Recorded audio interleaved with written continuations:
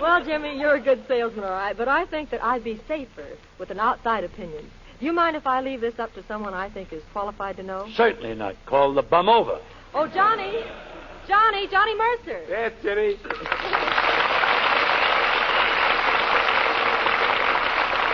Johnny, I'd like you to meet Jimmy Durante. Glad to know you, Jimmy. The pleasure is likewise. I'm mutual. Well, Johnny's a singer, Jimmy, so naturally he'll be interested in Umbriago's method of voice culture. Yes, I'm very much interested. Can you explain it to me, Jimmy? Can I explain it? Just ask me anything you want to know. Any question at all. Well, how does Umbriago's method compare to the Slavonic method of contrapuntal emphasis through diaphragmatic respiration? I missed a great opportunity to keep my mouth shut. Listen, Mr. Mercer, let's not get technical. Suffice it to say that a guy like Nelson Eddy would be nowhere today if it wasn't for Umbriago. Really? Of course. Why, when Nelson Eddy enrolled in our school, he couldn't sing nothing. And after a half a dozen lessons, out came shortening bread. How did you accomplish that? For 6 weeks, we made him goggle with Bisquick. Well, that's very interesting. Yes, highly interesting, James, but if you don't mind, I think I'll stick to my own method. And what if I may be so bold as your method? Very simple, Jimmy. I start a note in the lower tone chamber, let it run around the esophagus, from where it turns adroitly into the diaphragm, makes a slight reconnaissance over the respiratory canal, and arrives at the larynx in the form of a tone, like this. Ah! Wait a minute. Let me ask you something. What? Was that trip necessary? You and your esophagus. Esophagus from it turns adroitly into the diaphragm.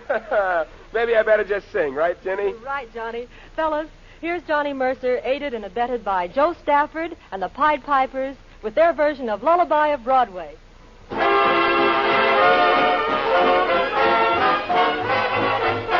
Come on along and listen to the Lullaby of Broadway.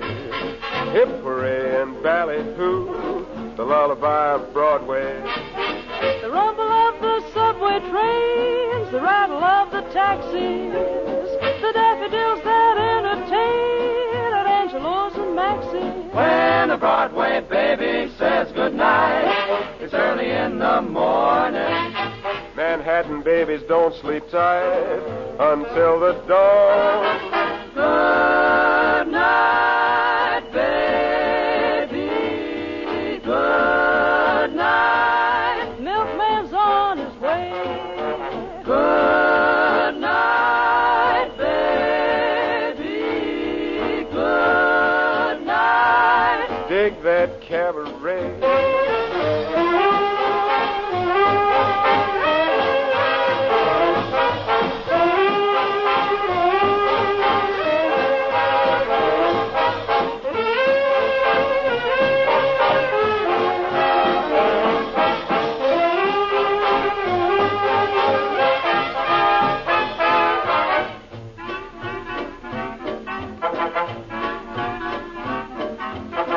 Better not start to hit the hay. We're going to travel along Broadway. We'll get a taxi and hop a bus. So come along, folks, and follow us. From the Battery to Yonkers-town, right up to Yonkers and back on down. And when we hit all the spots in town, we'll call it a day. Listen to the lullaby of old Broadway. Hey, good night. Good night, baby. Time to say good night. Milkman's on his way. Sleep tight. Close your eyes. Sleep tight, baby. Sleep so tight. We'll call it a day.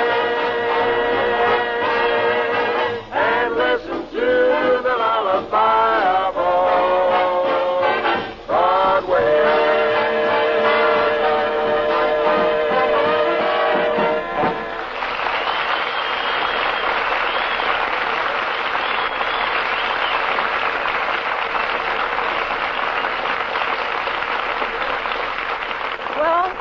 The GIs in the country took themselves a poll. It's called the GI Music Popularity Poll. And the band that won wasn't a surprise to anybody. The vote was overwhelmingly in favor of the musical platters recorded by that young man with a horn, Harry James.